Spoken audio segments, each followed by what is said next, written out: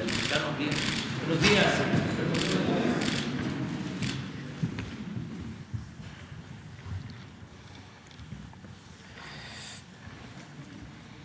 El día de hoy vamos a presentar una iniciativa de ley para poner orden en todo lo relacionado con la subcontratación, llamado outsourcing, que se ha utilizado como una forma de defraudación fiscal y sobre todo que afecta a los trabajadores, porque de esta manera les niegan sus prestaciones laborales, los despiden a fin de año masivamente y no les reconocen sus derechos laborales fundamentales, ni aguinaldo, ni reparto de utilidades, nada, por este mecanismo que se creó para facilitar a las empresas los trámites de contratación de servicio, pero se deformó, se echó a perder y hay despachos que se dedican a estas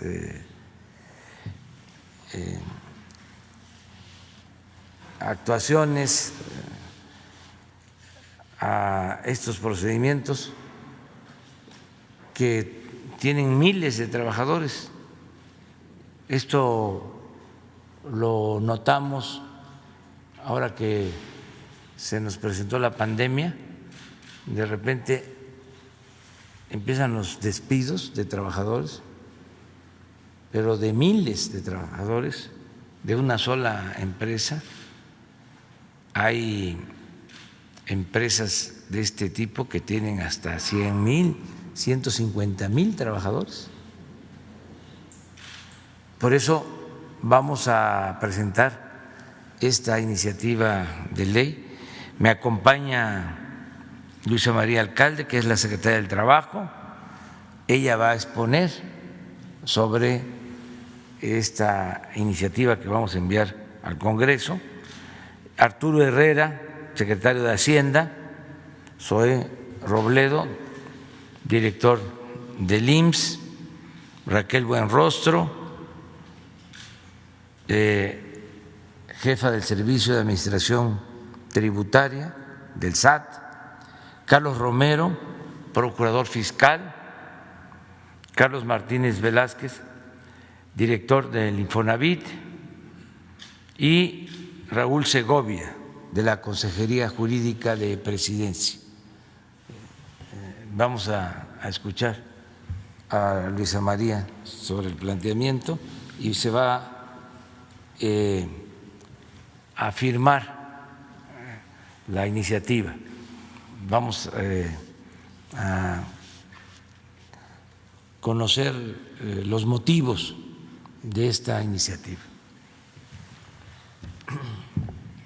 Claro que sí, presidente, con su permiso, a los medios de comunicación, a todas, a todos los que nos escuchan, en representación del grupo de trabajo integrado por los diferentes titulares de las distintas dependencias e instituciones que hoy nos acompañan aquí, el titular de la Secretaría de Hacienda, del SAT, de la Procuraduría Fiscal, del Instituto Mexicano del Seguro Social, del Infonavit y de la Consejería Jurídica. Hoy, presidente, presentamos una propuesta que permita resolver el problema y los abusos de la subcontratación.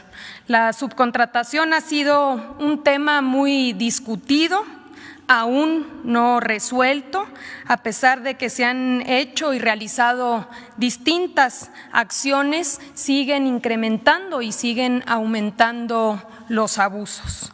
Partimos de un principio, que es que el trabajo es un derecho y un deber social, no es una mercancía, y por ello proponemos una reforma integral en beneficio de trabajadores, de empresas que sí cumplen, de los institutos de seguridad social y de la hacienda pública, que finalmente es el presupuesto de todas y todos los trabajadores. Como bien comentaba el presidente, la subcontratación es un mecanismo que ha venido afectando a los trabajadores y a la hacienda pública. En el caso de las principales afectaciones de los trabajadores, una se encuentra depositada en el subregistro de los trabajadores en el Seguro Social, es decir, se inscriben a los trabajadores por debajo de sus salarios reales. Esto tiene una afectación en sus pensiones. Los trabajadores acaban jubilándose con salarios muy por debajo de lo que ganan durante su vida laboral, afectaciones en los fondos, en sus fondos de vivienda y también afectaciones en las liquidaciones e indemnizaciones frente a despidos, licencias de maternidad o accidentes e incapacidades. También relacionado con la simulación en la relación laboral respecto a quién realmente es el verdadero patrón, afectaciones como la estabilidad en el empleo, porque los corren y los contratan o los mueven de empresas a contentillo, el pago de reparto de utilidades. Según la ley, las empresas están obligadas a repartir un porcentaje hoy del 10% a los trabajadores y con el esquema de subcontratación no reparten las utilidades. Impide la organización libre de los trabajadores y la negociación colectiva, por ende la posibilidad de mejoras salariales, y también hay una afectación a la antigüedad. Adelante. Aquí podemos ver una gráfica del comportamiento del empleo. Precisamente una de las prácticas que utilizan las empresas subcontratistas es despedir o dar de baja a los trabajadores en diciembre y recontratarlos a finales de enero o febrero para no generar antigüedad y no adquirir derechos, rompiendo con la continuidad de la relación laboral. Podemos ver, aquí tenemos 2 años consecutivos, este es un fenómeno que se da todos los años, pero podemos ver cómo en 2018 es en diciembre cuando hay esta caída de 378,560 puestos de trabajo que después se recuperan y se recontratan a finales de enero y febrero, y el mismo comportamiento lo vemos en 2019, donde se dan de baja a 382,210 trabajadores y posteriormente se vuelven a contratar. Adelante. También hay una afectación a la hacienda pública. El fenómeno de la subcontratación está mezclado, está relacionado con empresas fachadas, empresas factureras que evaden impuestos y defraudan al fisco, afectando los servicios públicos, evaden las cuotas al Instituto Mexicano del Seguro Social, afectando con ello la calidad de los servicios de salud, y evaden las cuotas del Infonavit, reduciendo así los créditos de vivienda destinados a los trabajadores. Adelante. Y también hay una afectación a las empresas que sí cumplen, porque hay una competencia desleal al abaratar artificialmente el costo de la mano de obra, tanto por el lado del pago a los trabajadores como por la evasión de los impuestos y las cuotas de seguridad social. Adelante. En 2012 recordarán que hubo una reforma que presentó el entonces presidente Felipe Calderón, ya prácticamente a su salida, donde se introdujo la figura de la subcontratación con algunas restricciones que finalmente fueron letra muerta, no funcionaron. La subcontratación a partir de ahí se exponenció y se exponenciaron sus abusos. Aquí podemos ver una gráfica. Hoy en día, según datos oficiales, hay cerca de 4.600.000 trabajadores en esquemas de subcontratación.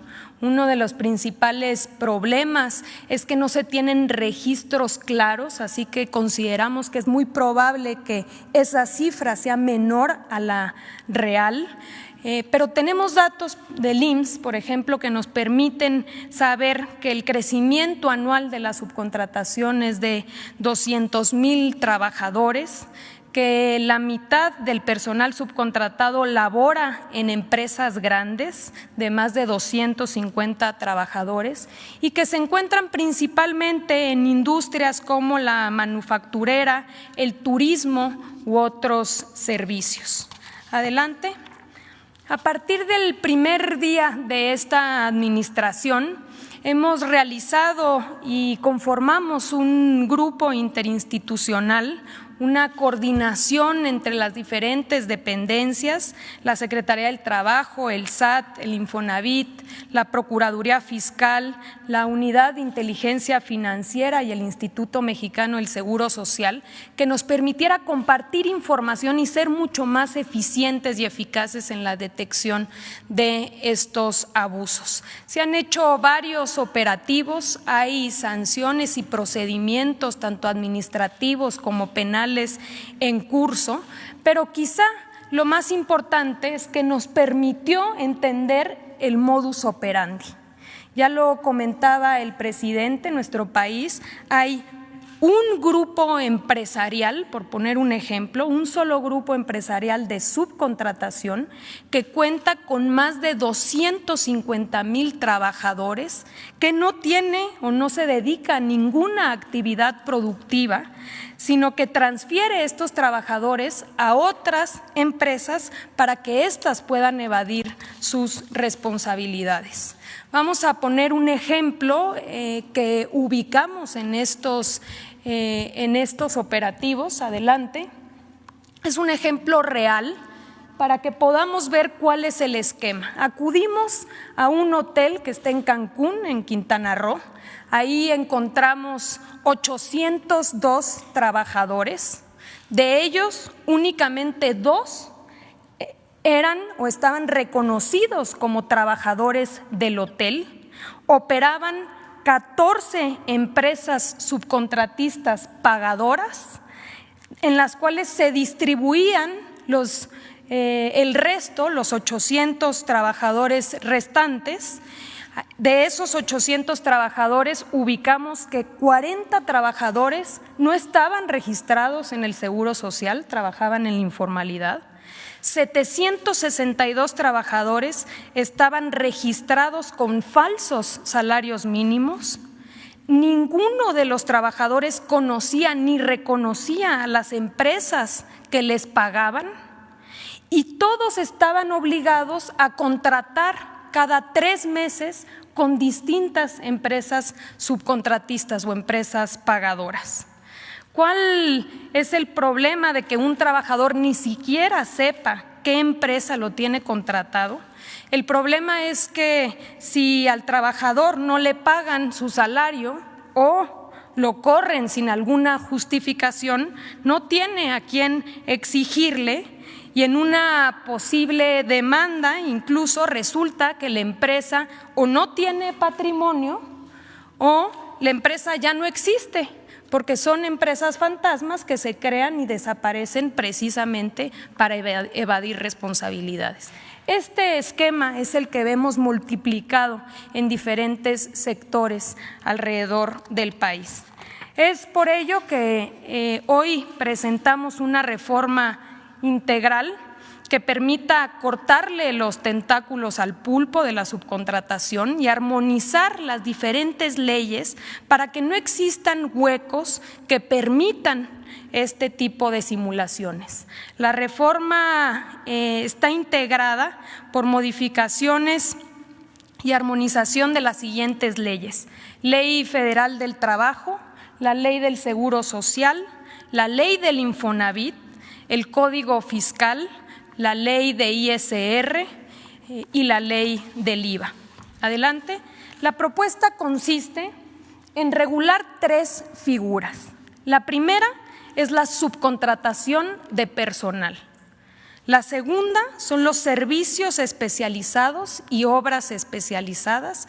Y la tercera son las agencias de colocación. Adelante.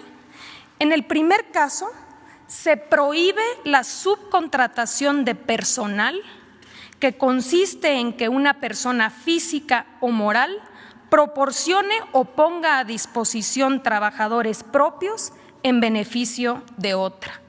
Es decir, no puede haber empresas que simulen sus relaciones laborales y que cuenten con trabajadores contratados por otros. Si nos vamos al ejemplo del hotel, estaría prohibido subcontratar a su personal. Adelante.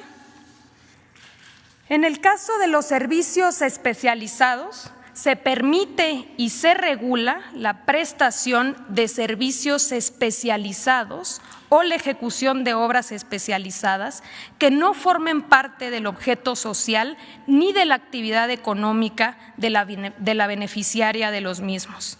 Se va a requerir para ello una autorización por parte de la Secretaría del Trabajo y Previsión Social y formarán parte de un padrón público disponible para cualquier ciudadano.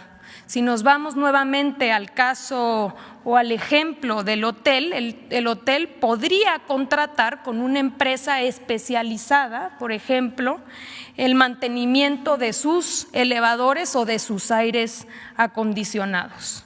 Y finalmente, las agencias de colocación. Estas podrán intervenir en el proceso de contratación, es decir, en lo que tiene que ver con el reclutamiento, con la selección, el entrenamiento, la capacitación, entre otros, pero en ningún caso el intermediario se considerará patrón ni podrá contratar en sustitución. Adelante. Finalmente, el tema de las sanciones. Se prevén sanciones más severas para las empresas que incumplan. Se procederá por el delito de defraudación fiscal. No se permitirá que deduzcan impuestos y se impondrán multas a todas las empresas que incumplan. Señor presidente, estamos seguros de que esta propuesta, de ser aprobada por los legisladores, va a permitir que podamos ir construyendo un mercado laboral más equitativo, más equilibrado, más justo y más productivo. Es todo, presidente.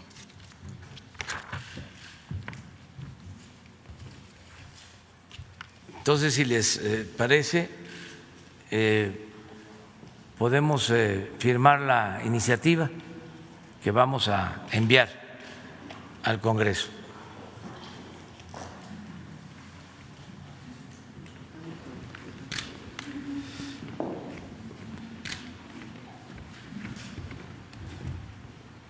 Estamos seguros que los legisladores van a analizar a profundidad esta propuesta y, en su caso, podrá aprobarse y ojalá y sea lo más pronto posible. Yo creo que es la Cámara de Diputados. La Cámara de Diputados. Sí, donde inicia el proceso. Ojalá y se pueda hacer pronto para evitar estos abusos.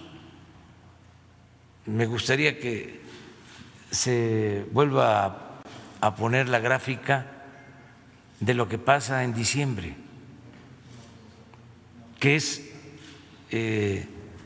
la prueba fehaciente de cómo maniobran para no cumplir con las obligaciones laborales, cómo afectan a los trabajadores y cómo también se afecta a la hacienda pública. No es posible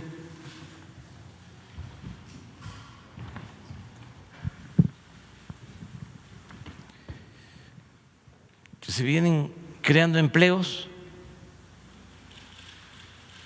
pero en el mes de diciembre, y esto viene de tiempo atrás, podríamos poner la gráfica completa, y es la misma tendencia. Y en diciembre se caen los empleos. ¿Cómo es? Estamos hablando de menos 378,000. Es casi lo que se perdió en un mes de pandemia. Pero ahí pues sabemos, ¿no?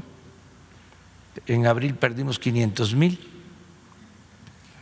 en mayo 280,000 menos que en diciembre del 18. Y vemos 19, lo mismo. ¿Cómo se explica eso? Es un abuso, ¿sí?, a una ley que se creó aceptando sin conceder para facilitar los trámites a las empresas que se dedicaran a producir y que no se desgastaran en los trámites laborales, pero se abusó. También es importante decir que hay muchas empresas que cumplen, no se puede generalizar. Básicamente, este fenómeno está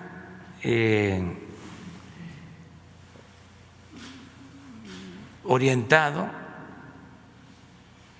se detecta en las grandes empresas, no en las medianas y en las pequeñas, que son las que tienen esta subcontratación. Entonces vamos a ordenar esta situación. Este es el fundamento. Y vamos a firmar la iniciativa que vamos a enviar hoy mismo a la Cámara de Diputados.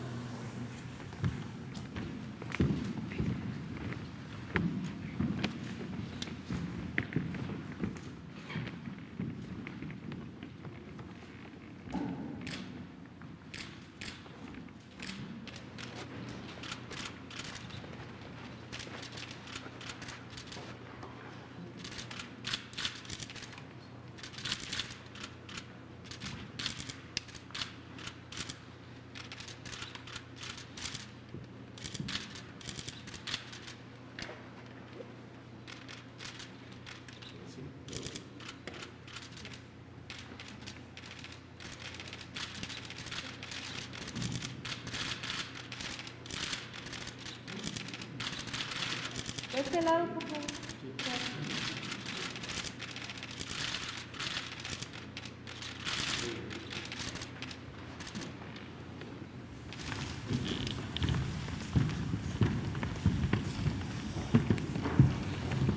Dos comentarios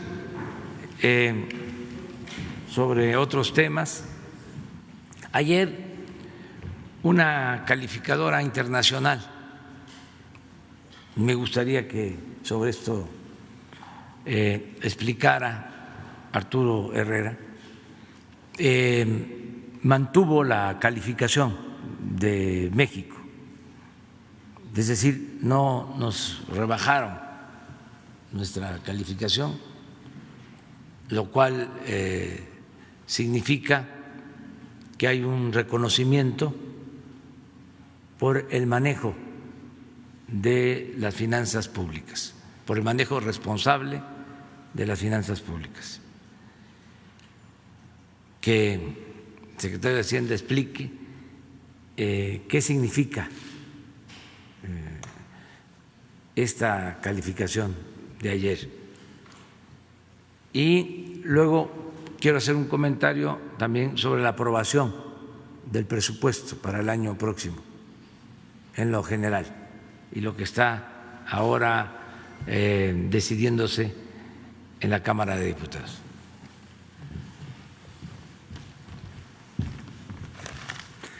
Gracias, presidente. Efectivamente, el día de ayer la calificadora Fitch Ratings mantuvo la calificación que para el país, que en la escala de ellos es BBB-, arriba de grado de inversión. Un poco para ponerlo en contexto, hay tres grandes calificadoras a nivel mundial, Standard & Poor's, Moody's y Fitch. Las tres tienen a México arriba del grado de inversión. ¿Qué significa el poder mantener el grado de inversión? Significa que se tiene acceso a tasas de interés relativamente más bajas, pero también que hay fondos de inversión que tienen como mandato comprar bonos que están en este rango de calificación y que por lo tanto el acceso a la deuda del gobierno federal es mucho mayor y mucho más líquido. Dos temas sobre los que quisiera enfatizar, y Fitch, como señaló el presidente, fue muy claro en su comunicado de prensa. Se está reconociendo el marco macroeconómico es estable y el marco sólido de las finanzas públicas. Y yo creo que hubo una lectura distinta del gobierno federal sobre las implicaciones del COVID. Fuimos extraordinariamente prudentes, no hay un sobreendeudamiento del país, pero también reconociendo las distintas realidades que los países pueden enfrentar. Países como Suiza, como Alemania o como el Reino Unido tienen tasas de interés negativas, entonces los gobiernos se pueden endeudar, pero les pagan por endeudarse. Nosotros nos cuesta 6% emitir un bono a 10 años. Y hay un elemento poco conocido que subraya la importancia de esto, y es que no solamente al mantener el grado de inversión nosotros tenemos acceso a financiamiento más barato, porque eso es uno de los elementos centrales de esto, es decir, nos ahorramos probablemente cientos de miles de millones de pesos por mantener el grado de inversión, sino que la calificación del soberano, como se dice en la jerga, la calificación del gobierno federal, se vuelve también la base sobre la calificación de los corporativos y del resto de las empresas de gobierno, es decir, Pemex y CFE tienen como base la calificación del gobierno soberano, pero también el resto de las empresas privadas, de tal forma que es una noticia muy buena para el gobierno, presidente, pero también es una noticia muy buena para el sector empresarial que utiliza el financiamiento, y sobre todo es un reconocimiento de que aún en circunstancias como estas hay un marco sólido de finanzas públicas. A partir de la crisis del COVID hubo una degradación sistemática de muchas de las calificaciones de muchos países, incluso de economías avanzadas, reconociendo que el COVID tiene un impacto en la actividad económica, pero esto también es un reconocimiento de que hay una base sólida y que sobre esta base, aún en estas circunstancias difíciles, vamos a seguir construyendo. Gracias, presidente. Bueno, lo otro es sobre el presupuesto. Ya fue aprobado en lo general. Es un presupuesto de 6.300.000.000.000, un poquito menos, 3.290.000.000.000 de pesos, pero lo redondeamos 6.300.000.000.000. Con este presupuesto vamos a financiar todos los programas del gobierno. Se garantiza la entrega de las participaciones a todos los estados los apoyos a los municipios. Se garantiza toda la inversión en educación. Para poner un ejemplo, están garantizados todos los salarios de los maestros, de todos los trabajadores de la educación y de todos los trabajadores al servicio del Estado. Desde luego, se va a contar con presupuesto suficiente para la salud.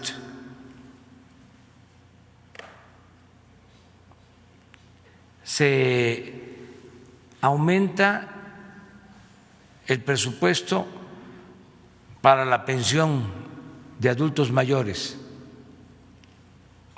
para niñas, niños con discapacidad. Aumenta el presupuesto para becas. Aumenta el presupuesto para el bienestar del pueblo. Se garantiza también el presupuesto para la construcción del Tren Maya, para continuar construyendo y rehabilitando la refinería de Dos Bocas y las 6 refinerías, con el propósito de producir en México las gasolinas y dejarlas de comprar en el extranjero. Continuamos con ese plan, adelante. Continúa el financiamiento para las obras del Istmo de Tehuantepec.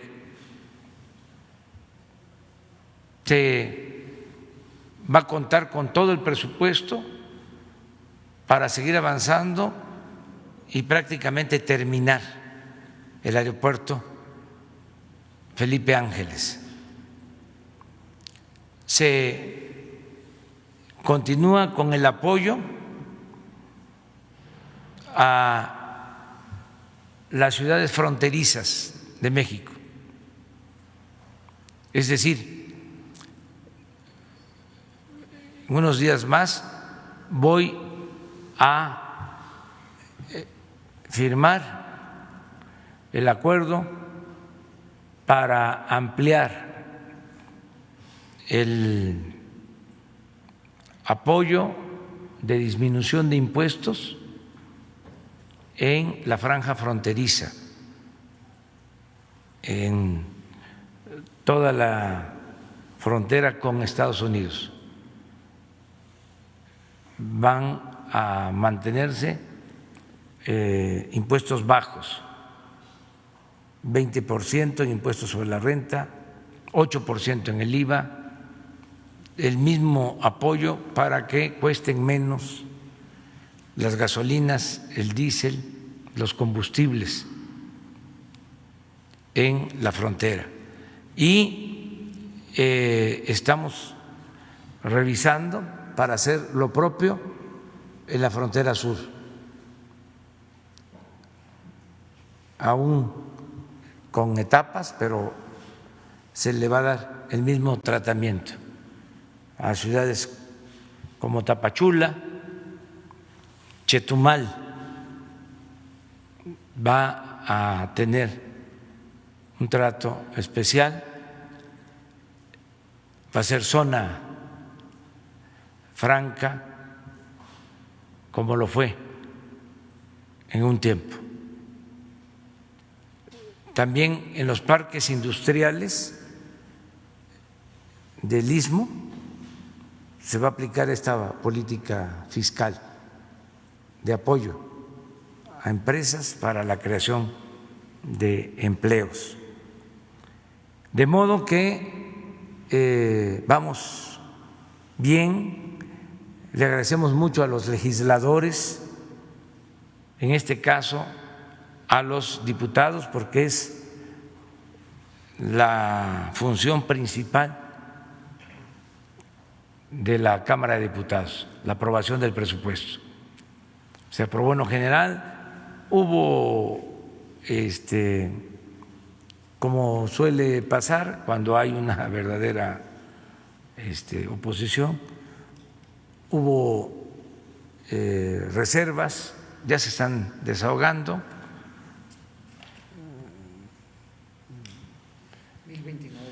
1029 reservas, es récord. Ya van a 900. Debieron los de la Cámara de Diputados, los directivos, preguntarle a Cárcens cómo le hacía, porque cuando él fue secretario de Hacienda, en 3 años se aprobaba el presupuesto por unanimidad, sin reserva. Claro, ahí empezaron a repartir los moches, a todos les daban, eran las partidas de moches, y por eso pues era unánime, pero Arturo pues no se aplicó, no negoció. Esto de los moches era una distorsión, bueno, era un acto de corrupción, porque les daban a todos para que votaran, les compraban los votos, una vergüenza. Y los dirigentes de los partidos en la Cámara juntaban pues un buen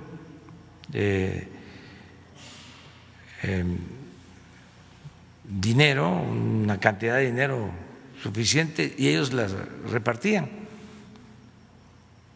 Y en muchos casos, por ejemplo, les entregaban todo el manejo de la infraestructura para el deporte, la pavimentación de calles, de banquetas y la cultura.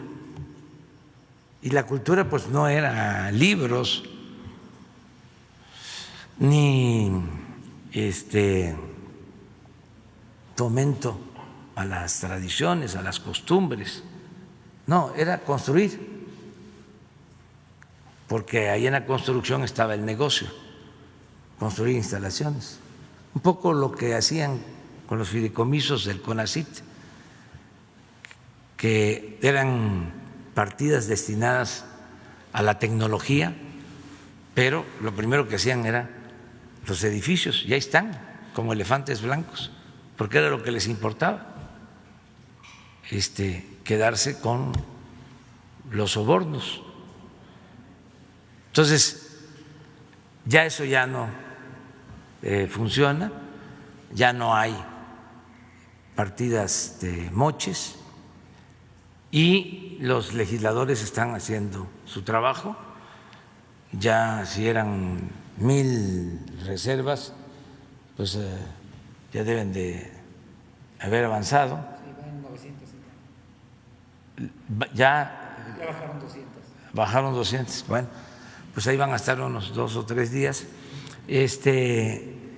viendo una por una, y ya con eso se aprueba en definitiva el presupuesto y nos va a dar mucha tranquilidad para que no tengamos problemas presupuestales. Entonces era la información que queríamos transmitirles, estas noticias, y quedaron pendientes 2 compañeros de ayer. Ya no va a volver a pasar lo de ayer, de que nos pasamos.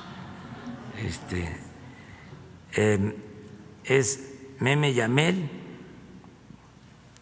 quedó pendiente, sí. Gracias. Buenos días, presidente. Meme Yamel de Damexico News y Sin Censura. 2 cosas, intentaré ser breve y no secuestrar el micrófono. En primera, el día de ayer, bueno, es cierto, fue antier, Mexicanos contra la corrupción y la impunidad ha sido un tema en la conferencia. Lamentablemente, ayer sí, María Amparo Casar publica una columna en Excelsior y en esta columna, presidente, pues entre muchas cosas que ya ha dicho, menciona que tiene miedo de que a raíz de los comentarios dichos justo aquí en la mañanera, pues se les hostigue, que se les quite el carácter de donataria, que de hecho los medios de comunicación dejen de difundir sus piezas y demás. Me parece curioso cuando de hecho ellos han callado y han ocultado denuncias en contra de su director de comunicación, por hostigamiento y acoso. De hecho, incluso hay despidos que realizaron a unas periodistas, en su mayoría mujeres, por haber denunciado estos temas, y las denuncias ya no existen. Pero aún más curioso, presidente, y me gustaría ver si aquí, aprovechando que está el secretario de Hacienda, nos podrían explicar la importancia o la investigación sobre el financiamiento de estas organizaciones, porque lamentablemente también antier se hizo público a través del Twitter de Álvaro Delgado que según Mexicanos contra la corrupción y la impunidad, ellos estarían beneficiando con su trabajo a 9.999.999.999.900 personas. No sabemos si esto es algún tipo de error de data o si es lo que ellos reportaron. Entonces, quizás aprovechar por ahí esta explicación sobre la investigación del financiamiento de este tipo de organizaciones. Sí, bueno, lo primero es que se está transparentando este asunto, ¿no? Ellos alegan de que no podían dar a conocer los nombres de los aportadores, de los patrocinadores de esta organización, pero esta organización presumía de que buscaba la transparencia. Entonces, hay un doble discurso. Ahora dicen que nosotros incurrimos en pues una infracción, o cometimos un error al dar a conocer aquí quiénes están financiando a esa organización. Primero, pues es una investigación periodística. Y segundo,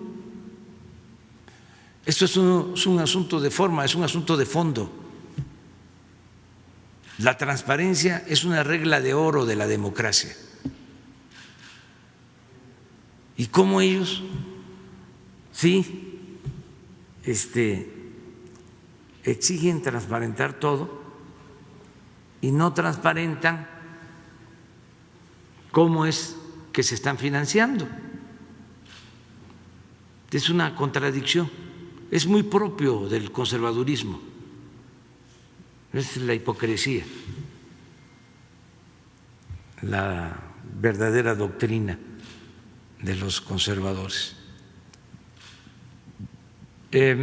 Nosotros no vamos a perseguir a nadie, ni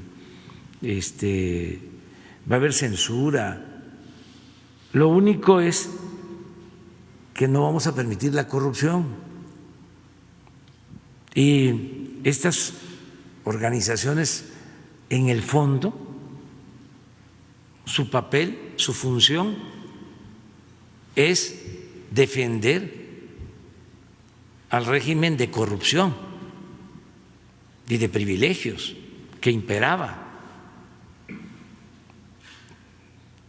A eso se dedicaban y por eso ahora se lanzan en contra de nosotros. ¿Por qué un gran empresario de estos que despidieron a trabajadores ahora con la pandemia? Hay unos, por ejemplo, estos de los primeros que despidieron. Estaba yo en Oaxaca, me acuerdo, hasta me pronuncié, porque empezaron trabajadores de Starbucks a quejarse de que los estaban despidiendo a todos, sin darles ninguna prestación. Y es una empresa que se llama Alsea. Pues esa empresa, con ese comportamiento tan humano y moral, es de las que le entrega dinero a esta organización que se llama Sí o Juntos por México. Por la corrupción o Mexicanos contra la corrupción y la impunidad. Es bueno. Entonces tenemos que transparentar todo, porque es dinero del presupuesto, es dinero público. ¿Cómo es que con el mismo dinero del pueblo se echan a andar campañas en contra del pueblo? Que el pueblo va a financiar a quienes están en contra de la mayoría de los mexicanos y que solo están a favor de una minoría rapaz. ¿Eso es justo? Entonces, ¿cuál es el mecanismo? Les daban permisos, porque pues era lo mismo, coincidían, para recibir estas aportaciones que podían deducirse de los impuestos. O sea, no pagaban impuestos y se los entregaban a estas organizaciones. O sea, presumían estos empresarios con sombrero ajeno, con dinero del pueblo. Así es de claro, pero me gustaría que la directora del SAT explicara sobre este asunto. Y el que nada debe, nada teme, que no empiecen a decir es censura, nos están atemorizando. No, es transparencia y es legalidad y es decir no a la corrupción. Gracias. Con su permiso, presidente. El esquema de donatarias está regulado en materia en Código Fiscal porque hay algunas donatarias que requiere autorización del SAT para que puedan hacer sus gastos deducibles y sus ingresos. Entonces, esa es la clave del asunto. Tienen muchas obligaciones de ley. Ya por ley tienen que ser transparentes. Desafortunadamente, desde que se inventó la figura, se ha abusado muchísimo de ella y casi nadie reporta. Y además todos estos años, así como algunos sectores como la industria farmacéutica y otros sectores nunca se revisaron, nunca se les ha hecho una auditoría, es el caso de las donatarias, nadie las supervisaba y acreditaban absolutamente todo. Por ejemplo, yo hace poquito comparecí en el Senado y comentábamos algunos ejemplos que decían, por ley, todas las donatarias autorizadas solo pueden gastar el 5% de sus aportaciones, de los donativos, para gastos de administración. ¿Por qué? Si es verdad que toda la gente está aportando para una causa sin fin de lucro, pues es importante que ese dinero que con el esfuerzo todas estas personas están aportando para una buena labor, pues se gaste en esa buena labor. Sin embargo, tenemos donatarios que tienen hasta el 50% en gastos administrativos y lo gastan 3 personas, el director, el administrador y un jurídico. Y ve uno las cuentas y es un abuso. O sea, nosotros hemos detectado comidas en lugares turísticos carísimas para 2 o 3 personas, etcétera. Hay un abuso impresionante y todo esto lo deducen y lo meten como gasto acreditable.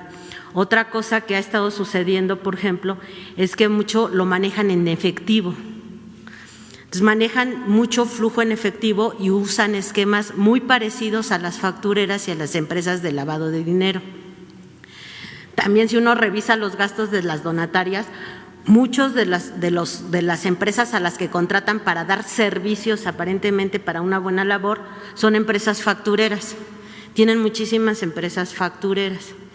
No estamos diciendo que sean todas, pero sí, el SAT tiene registrados un poco más de 9,000 empresas donatarias y de esas 9,000 donatarias no todas se portan de esa manera, pero sí tenemos un buen grupo identificado.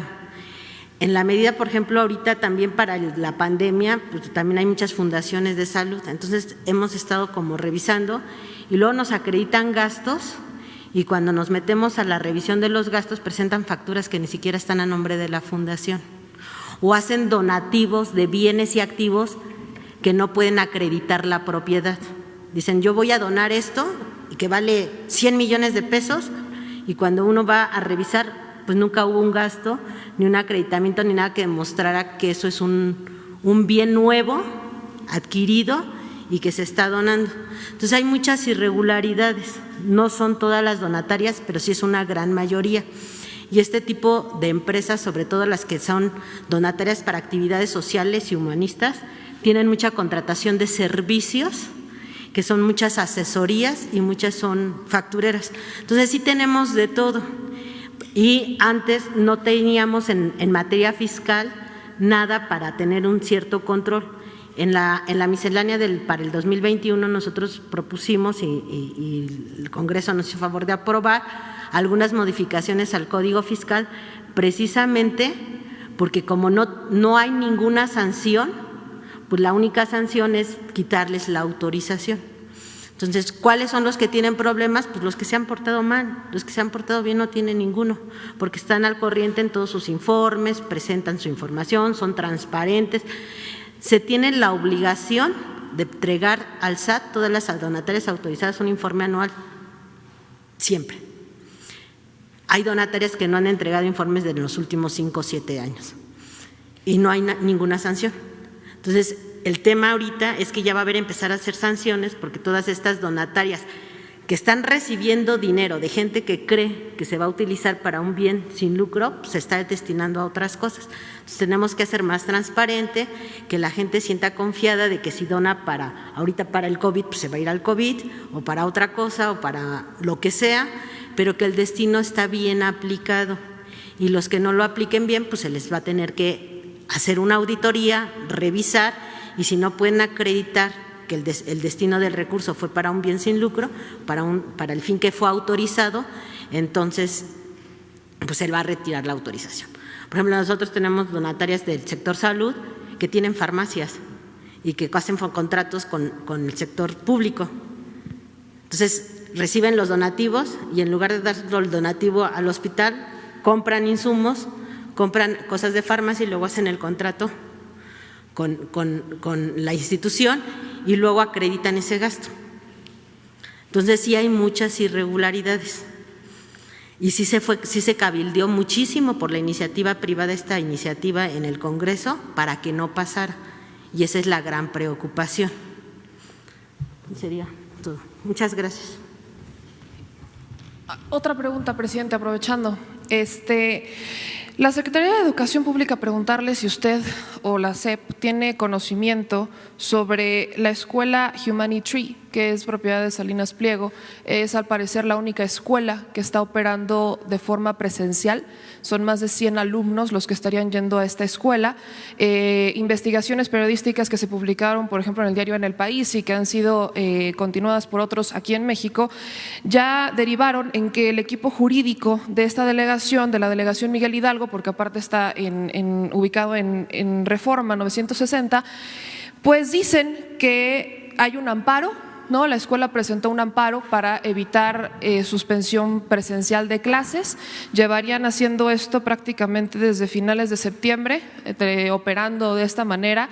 El empresario, de hecho, ya alardeó de la situación en redes sociales y preguntarle si habrá algún tipo de investigación, sanción o algún tipo de situación que ocurra acá, porque aparentemente el empresario ya la agarró como para andar amparándose a punta de amparos, está buscando ganar tiempo y acá, digo, independientemente del amparo que mete para no pagar los impuestos, la preocupación es que está poniendo en riesgo la vida de niños menores, porque ya hubo hasta 2 padres de esta escuela que tuvieron COVID.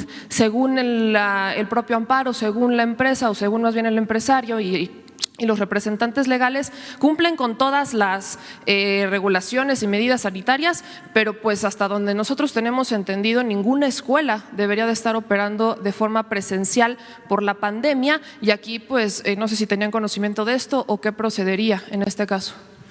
Bueno, vamos a pedirle a Esteban Moctezuma, secretario de Educación, que él informe del día de hoy sobre lo que me estás preguntando, si te parece. Ya hay una investigación, pero no quiero exponer nada sin fundamentos. Creo que Esteban puede explicar sobre esta situación. No adelantar los juicios, vamos a esperarnos. En todos los casos tenemos que actuar con prudencia y justicia. El tiempo que estamos viviendo, que son, dicho sea de paso, tiempos interesantes, porque no cualquier generación tiene esta dicha de vivir procesos de transformación. Recuerden ustedes que hay veces que pasan décadas, siglos y no se mueve nada. Hablamos de 3 transformaciones y la que estamos llevando a cabo, 4 en más de 200 años, 4 transformaciones. Entonces nosotros pues tenemos la dicha de estar como protagonistas en una transformación. Entonces son cambios, hay confrontación política, afortunadamente todo se está desenvolviendo de manera pacífica, pero no deja de haber polémica, no deja de haber polarización, que tampoco debe eso preocuparnos, porque la polarización que más debe de preocuparnos es la económica y social, la desigualdad monstruosa. Esa es la polarización que más nos debería de preocupar, de cómo hay millones de mexicanos en la pobreza, mientras existen minorías que tienen enormes fortunas, unas logradas con esfuerzo, con trabajo, de tiempo atrás, herencias, y otras fortunas mal habidas, hechas al amparo del poder público, con el saqueo del erario. Pero bueno, esa es la polarización que más debería de preocuparnos. La polarización política siempre ha habido, nunca ha dejado de existir el conservadurismo, ni cuando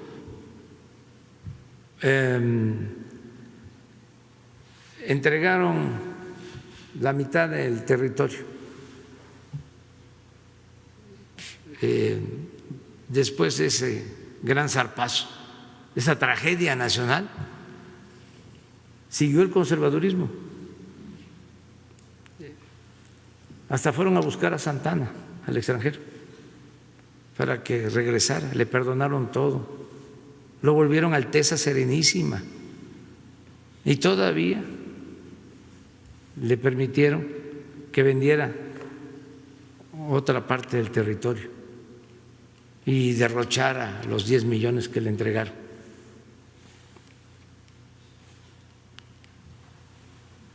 Bueno, fueron a buscar a Maximiliano y a Carlota, los conservadores. Triunfa la República, se piensa ya, nunca más va a regresar el conservadurismo. Ha fracasado. Pues no, ahí siguió y resucita otra vez, retoma fuerza en el Porfiriato. Bueno, pues hasta la fecha existe el movimiento conservador. Y lo mismo el movimiento liberal. Es igual. Entonces, ¿por qué preocuparnos por la polarización política? Siempre ha habido y va a seguir existiendo, porque además es consustancial a la democracia. Ahora que se están reagrupando los conservadores en contra nuestra, pues hasta me siento orgulloso. A veces confunde mucho cuando se disfrazan, cuando simulan de que son liberales, son moderados, están en el centro. Pero ahora no. Ahora es tiempo de definiciones. El rey va desnudo.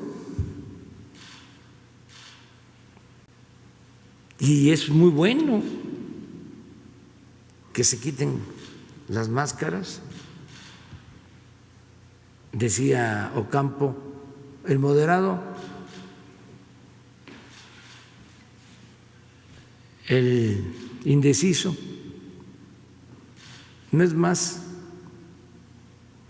que conservador más despierto. Todos estos intelectuales, ¿no?, que aparentaban ser liberales, no, conservadores más despiertos, porque hay niveles. Por eso hablo del Frena 1, del Frena 2. Los del Frena 1 son, como decía Fidel Velázquez, el final, soy charro y qué. Lo del Frena 1 es, soy conservador y qué.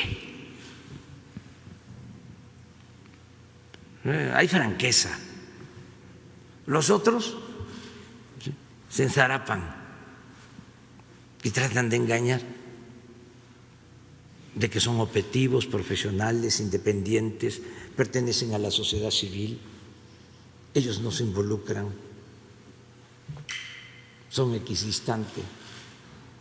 Pero ahora ya no, es tanta la desesperación que ya fuera máscaras, se están reagrupando. Y qué bien que esto esté pasando. Entonces no debe de preocuparnos la polarización y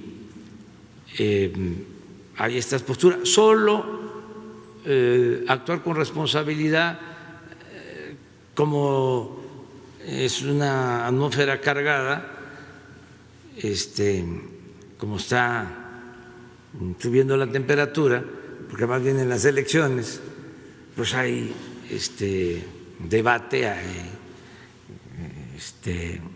pasiones, ¿no? Pero si decimos la verdad, si no se miente, si no se fabrican delitos,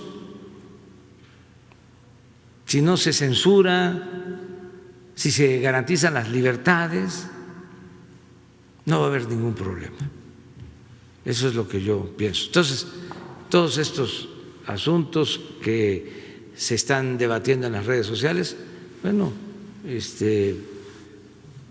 yo creo que demuestra de que este es un país despierto, de mujeres y de hombres libres, conscientes, reflexivos, críticos. No todos los países del mundo están así. Analicemos dónde se están dando cosas interesantes. Siempre hemos hablado de que en países de Asia, cuando nacen los niños, lo que les desean es que vivan tiempos interesantes. Pero no en todas partes. Se están viviendo tiempos interesantes en América, fíjense, en nuestro continente. Lo que está pasando en Chile, lo que está pasando en Argentina, lo que pasa en Brasil, Bolivia, en Perú, en Ecuador, en Estados Unidos. ¿Cuándo se había visto lo que está sucediendo? Y en México, desde luego, pero en Asia, muy poco, ¿eh? Europa sí.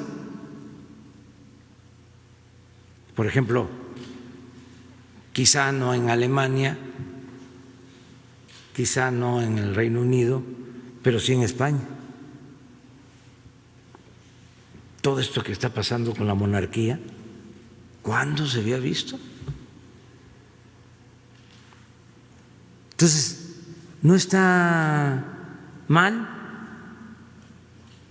suceden estos procesos de renovación y México pertenece a este grupo de países en donde se están llevando a cabo cambios. Y es muy importante verlo de manera positiva. A ver, Judith, ¿tienes otra? Nada más es para puntualizar, es breve. En el caso de la escuela, pues sí, esperar lo que diga el secretario de Educación Pública, porque también supone una situación de injusticia, si lo vemos con otros niños que sí la están batallando bastante con Zoom, si es que tienen internet y computadora, y si no tienen acceso a internet por las comunidades, pues también la están sufriendo bastante. Y nada más pedirle al titular del IMSS, hay una denuncia que nos llegó en Yucatán particularmente, pero aparentemente es una situación que ocurre a nivel nacional. Es el sindicato el que estaría decidiendo a quién entregar los bonos COVID. De hecho, nos dicen que están decidiendo entregarlos exclusivamente a personal administrativo y no a los que están en la primera línea. De esto ya tiene conocimiento la Secretaría de la Función Pública y de hecho ya hay una queja en la Comisión Nacional de Derechos Humanos. Y nada más, presidenta, la Secretaría de Trabajo, y preguntarle a usted cuándo podría venir Octavio Romero de Pemex y que esté presente la Secretaria del Trabajo para informar cuáles son los avances que tienen con el tema de los sindicatos. Nos dicen que todavía no hay definiciones certeras para las renovaciones y las, sobre todo sus elecciones. Y en el caso de Pemex, pues a raíz de la denuncia que hizo mi compañero Vicente Serrano de un video que tomamos de un ahora ex empleado con Romero de Champs, pues nos llegaron varias denuncias diciendo que de hecho es el área de recursos humanos los que estarían cooptados por el equipo de Romero de Champs y que eso es lo que ha impedido que se le dé un buen avance y hay cuestiones que valdría la pena que nos informe Octavio Romero sobre esta situación. Sería todo, presidente. Bueno, vamos a quedar para la próxima semana que esté el director de Pemex, la secretaria de Energía, también el director de la Comisión Federal de Electricidad, para aprovechar que se informe cómo están estas empresas públicas, que se dé a conocer cómo terminan el año, cómo son los programas hacia adelante y que se trate lo laboral también, que esté con nosotros Luisa María, si te parece. Y lo del Seguro Social, ¿lo puedes explicar? Con su permiso, señor presidente, justamente además mañana voy a estar allá en Mérida, entonces vamos a poder ver el asunto. El bono COVID como un sobresueldo para los trabajadores que han estado en áreas COVID es para 14 categorías específicas. Son las 14 categorías que la Organización Panamericana de la Salud considera como de salud. Efectivamente son médicos, médicas, enfermeras, enfermeros, pero también hay otras categorías, camilleros, técnicos de cocina, porque en esos hospitales hay cocinas para la alimentación del propio personal, asistentes médicas, las TAOTS, las técnicas de orientación y atención al derechohabiente, y son exclusivamente esas.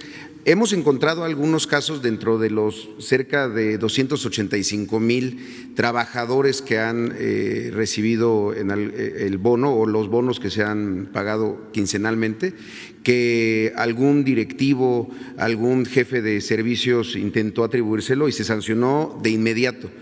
Pero desde luego la denuncia la verificamos y se hace a través justo de un cruce que se hace con el sindicato y con la parte de personal. Pero de cualquier manera, ese caso específico de Mérida, pues afortunadamente pues, mañana mismo lo podremos revisar. Gracias. Bueno, Judith. Buenos días, presidente. Judith Sánchez Reyes, corresponsal de Imagen del Golfo. Presidente, el caso del exgobernador de Veracruz, Javier Duarte, bueno, pues ha acaparado la atención de los medios y de las autoridades por los casos de corrupción por los cuales es señalado. Sin embargo, se ha dejado de lado también lo que sucedió en la gestión de Miguel Ángel Yunes, que también es señalado por algunos delitos como el desvío de 100 millones de pesos por el tema de unas videocámaras que nunca funcionaron durante su gestión. Y esto ha causado, pues, de alguna manera cierta inquietud en la población veracruzana. De hecho, hay manifestaciones de grupos, por ejemplo, como los 400 Pueblos, quienes acusan que hay un pacto de impunidad que entre el gobierno estatal y la familia de Yunes y que por eso no se ha dado, digamos, curso a las investigaciones que ya están ante la Fiscalía General de la República. Más allá de una cuestión o de una opinión jurídica, me gustaría saber cuál sería la implicación política para usted de que este tipo de casos en donde se señala la corrupción y no hay sanciones, ¿cómo afecta y qué mensaje envía usted? Bueno, en el caso de Veracruz, yo creo que hay denuncias de los anteriores gobernadores. Bueno, tan es así que hay un gobernador en la cárcel y también hay denuncias en contra del exgobernador reciente y tienen que desahogarse, ¿no?, todas esas acusaciones, volviendo a lo mismo, con pruebas, sin fabricar delitos, sin cometer injusticias, pero al mismo tiempo que no haya impunidad para nadie. Entonces, en estos casos es la Fiscalía General de la República la que debe de actuar y los jueces. Por lo que corresponde al Ejecutivo Federal, nosotros no protegemos a nadie, no hay impunidad, no somos cómplices de nadie, pero al mismo tiempo pues no mando a hacer investigaciones en contra de nuestros adversarios para fabricar delitos como lo hacían antes. una mala práctica que la padecimos todos. Eso también es para los jóvenes, de cómo era antes. A mí, cuando luchaba en Tabasco, en la Procuraduría que estaba a cargo de Lozano Gracia, era Ernesto Zedillo, presidente, cuando el movimiento de los pozos petroleros, para los jóvenes, Zedillo del PRI, Lozano Gracia, procurador del PAN, porque se olvidan esas cosas, ¿no? Cuando hablamos del PRIAN se piensa que es un invento. No, se creó desde la época de Carlos Salinas de Gortari y siguió adelante. Bueno, en ese entonces me acusaron de muchísimos delitos.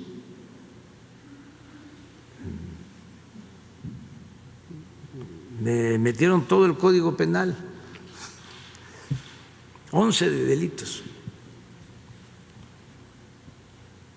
y sacaron la orden de aprehensión. No se atrevieron de aplicarla por las circunstancias especiales, porque era una gran injusticia y porque me iba a defender la gente, como siempre me han defendido. Pero fabricaban los delitos, ¿sí? A los opositores. Esa era la práctica. Muy curioso, por ejemplo, en el caso de la maestra del Bester, de la acusación que le hicieron, pues no tenía que ver con lo que supuestamente había hecho. Era pues que fueran a la cárcel los que se consideraban opositores al régimen o habían caído de la gracia.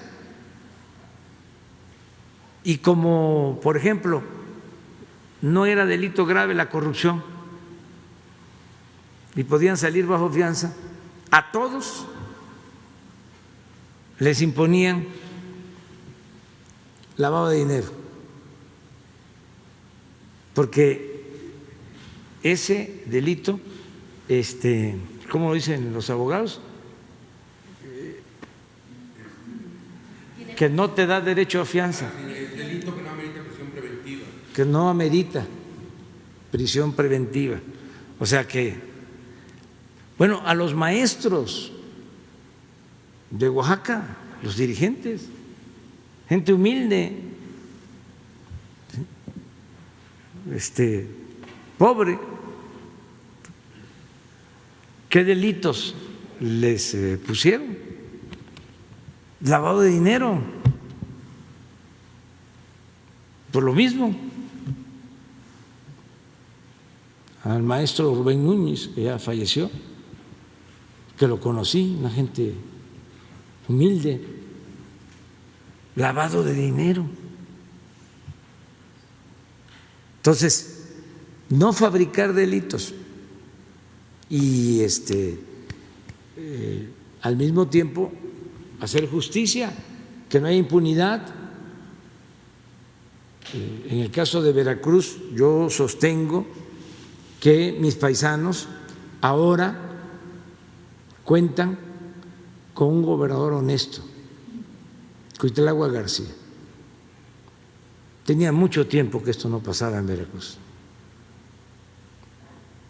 No estoy diciendo que es un santo que es perfecto, pero no tengo duda de que es una gente honesta. Y eso es muy importante, porque siempre se ha padecido de gobernadores mediocres y ladrones. Entonces, sí es un cambio importante. Pero bueno, que la Fiscalía resuelva sobre esto.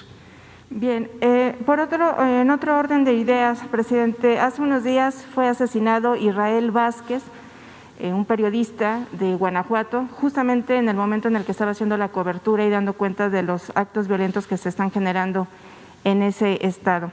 Eso derivó la opinión de la alcaldesa de Salamanca, la morenista Beatriz Hernández, que inculpó al periodista por haber estado haciendo la cobertura en un lugar peligroso y pues un horario quizá no adecuado. ¿Tiene usted información respecto a las investigaciones que se están haciendo sobre el caso y cuál sería su opinión precisamente de estos comentarios de la alcaldesa respecto al asesinato? Pues muy lamentable, ¿no? Los asesinatos de periodistas y de luchadores sociales, de autoridades. Ahora en Veracruz asesinaron a la presidenta municipal de Jamapa. Se está haciendo la investigación, hemos estado pendientes de esto. El caso de Guanajuato, pues ya lo hemos tratado, vamos a seguir procurando pacificar el Estado.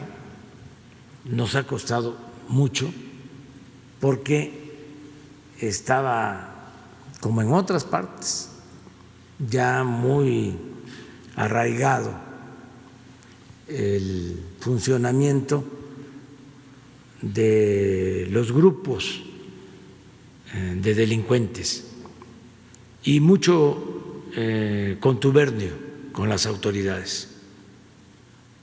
Es el principal problema. No se hubiese llegado a los extremos de violencia en Guanajuato si no se hubiese dado apoyo y protección desde los gobiernos. Siempre que hay un asunto así es porque existe contubernio y creció mucho, se arraigó, echó raíces la delincuencia. Entonces hay que limpiar, hay que seguir y hay que cortar de tajo la relación entre delincuencia y autoridades, marcar bien la línea divisoria. Y yo sostengo que eso es lo que ha dificultado las cosas, porque se ha enviado a la Guardia Nacional, se tiene muchos elementos en Guanajuato y nos está costando mucho trabajo. Y esto es lamentable, ¿no? De que se están encontrando fosas clandestinas, panteones clandestinos, y el periodista estaba trabajando en eso y la asesinan. Entonces sí es lamentable y no hemos podido todavía resolver. Vamos a continuar insistiendo en que se pacifique Guanajuato. Acerca de las opiniones, pues creo que todas esas opiniones son incorrectas. Echarle la culpa a la gente, no, a nadie. O sea, las autoridades somos responsables.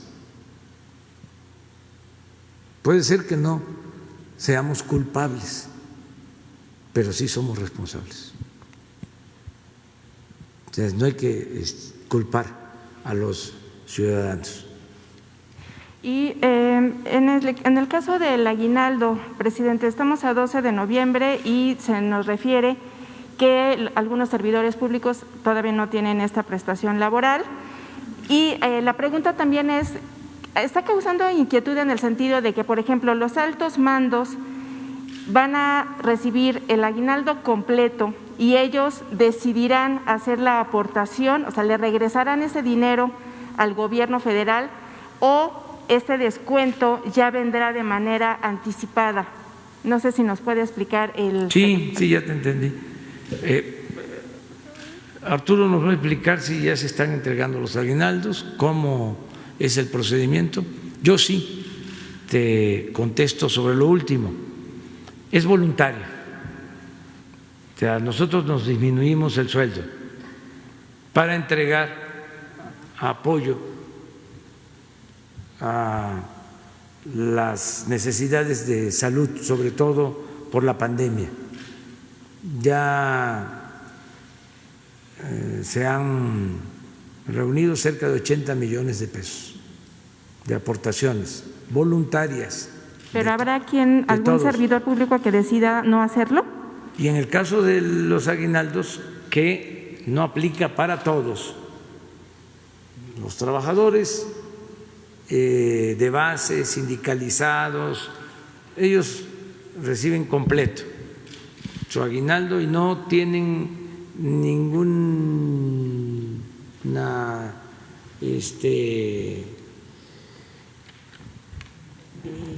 necesidad, no hay una exhortación a ellos para que aporten voluntariamente, no. Es nada más a los altos funcionarios. Presidente, ¿sí? Y es voluntario. Lo que pasa es que dentro del decreto se contempla, por ejemplo, plazas de jefes de departamento, jefes de unidad, de enlaces, cuando son, digamos, en sueldos que no son tan altos o que no eran considerados como altos mandos. Esa es la inquietud también. Sí, los de abajo no. Ellos y no. Al final de cuentas es voluntario. Sí. A ellos les llegará completo su aguinaldo. A todos. Y así como se recogieron los 80 millones a los que hago mención, que llevamos ya ahorrados y que se van a utilizar para, pronto vamos a decir en qué se van a utilizar, así lo mismo lo del aguinaldo. Hay una cuenta en donde yo recibo mi aguinaldo y voy y deposito en esa cuenta. En mi caso voy a devolver todo el aguinaldo. En el caso de secretarios, de otros funcionarios de alto nivel, es menor, o sea, lo que voluntariamente se les está solicitando, hay una orientación en ese sentido, pero no están obligados. Y si ellos consideran de que no pueden, es un asunto de conciencia de cada quien. Entonces, no entregan nada, no depositan nada, no estamos revisando quién deposita, no. Lo que da la izquierda no tiene por qué saberlo la derecha. Es voluntario. Finalmente, presidente, en la cuestión del gabinete, ¿ya tiene usted candidato o candidata para el control de los puertos del país en sustitución de Rosa Isela Rodríguez? Y también solamente saber si es cierto que Arturo Herrera no terminará como titular de Hacienda y Crédito Público para buscar una posición en el Banco Mundial. No sé si nos pueda decir eso, nos puede anticipar eso. Gracias. No, pues eso se lo va a contestar él. Yo nada más decirles que ya se está haciendo el cambio para que la Secretaría de Marina se haga cargo de todos los puertos, la administración de los puertos. Están haciendo muy buen trabajo.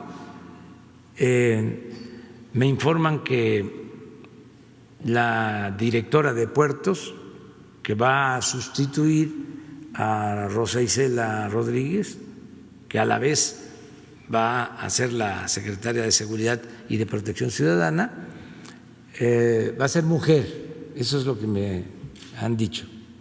Todavía no la conozco, pero ya corresponde al secretario de Marina, al almirante Ojeda, decidir sobre esto, y ya están nombrando a los directores de los puertos. Ayer estuve con el ingeniero Jorge Arganis, que es el secretario de Comunicación. De esa secretaría dependían los puertos, y me informó que está llevando a cabo la entrega y que ha estado visitando los puertos y está muy satisfecho con los nombramientos que se están realizando de los nuevos directores de puertos, que los almirantes que están siendo nombrados están bien acreditados, y al mismo tiempo pues está saliendo a flote de que había mucha corrupción, lo que ya sabíamos, pero ahora ya se está constatando al momento de que se están revisando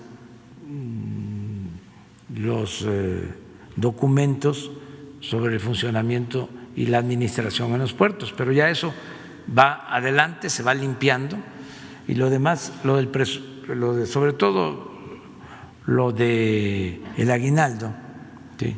Y también si quieres contestar lo demás, a lo mejor ya no estás a gusto. Está muy incómoda la silla. Empiezo por lo del aguinaldo. Ayer se realizaron los primeros depósitos.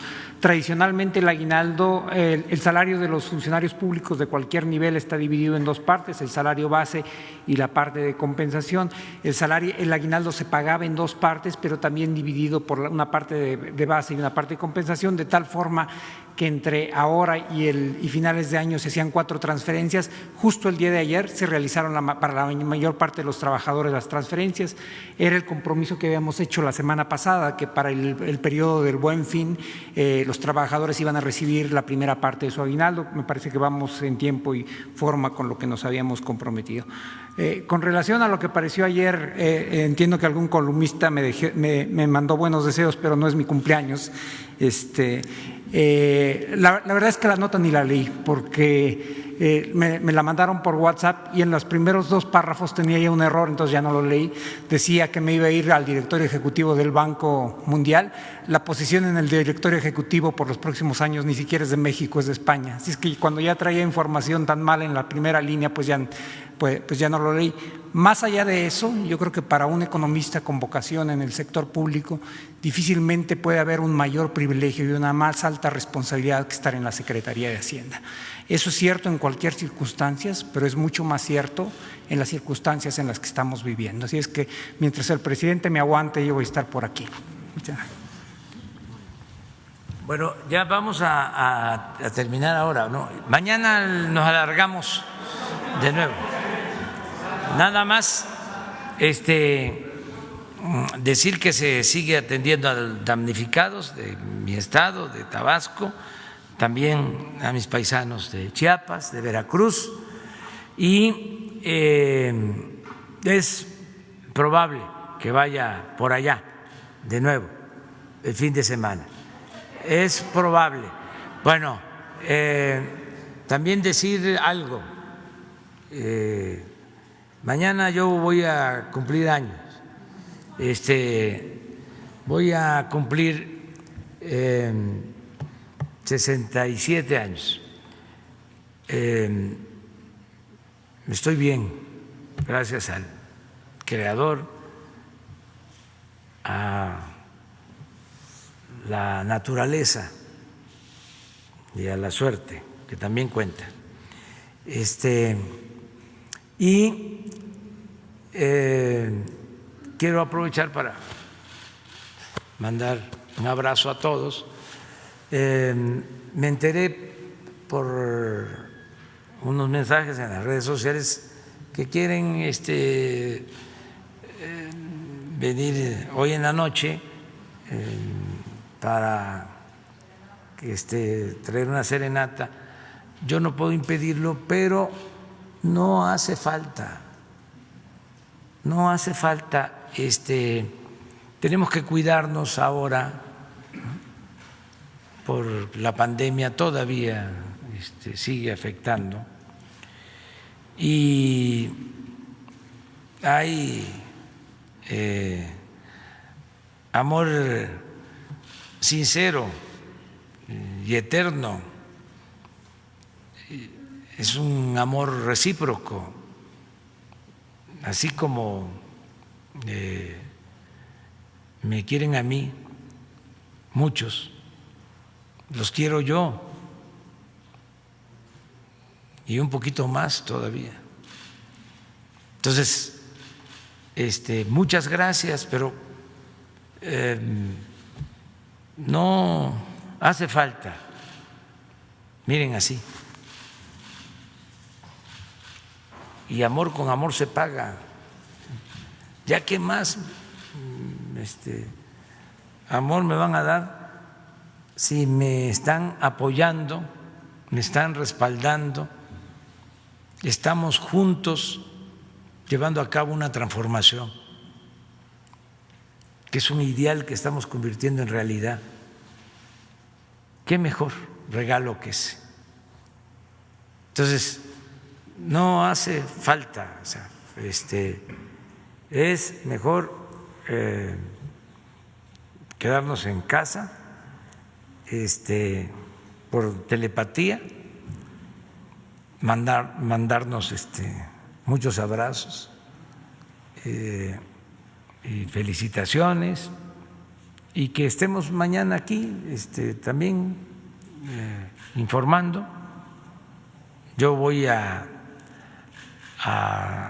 estar con mi familia, con mi esposa, con mis hijos. Mañana vamos a comer juntos y ya el sábado pues a seguir. Es probable que vaya a Tabasco sábado y domingo, y quiero ir también a Chiapas por los damnificados, para ir a ver cómo se están desenvolviendo las cosas, qué se está haciendo con el plan Marina y el plan DN3, y estar allá y ver cómo están las presas y cómo está la inundación, si ya está bajando el agua, en dónde, cuánto tiempo nos va a llevar así, los apoyos que se tienen que entregar, todo lo que debemos de hacer, no abandonar a la gente y seguir apoyándolos. Entonces ya eso sería sábado y domingo. No, aquí voy a estar. Vamos a estar mañana de nuevo, nos vemos. Y sábado y domingo a Tabasco y Chiapas para inundaciones. Nos vemos.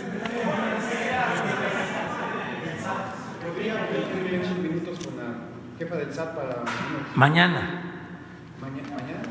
Pero ahorita aprovechando. No. Bueno, platiquen ustedes. Sí, claro, cómo no. Sí, cómo no. ¿Cómo no?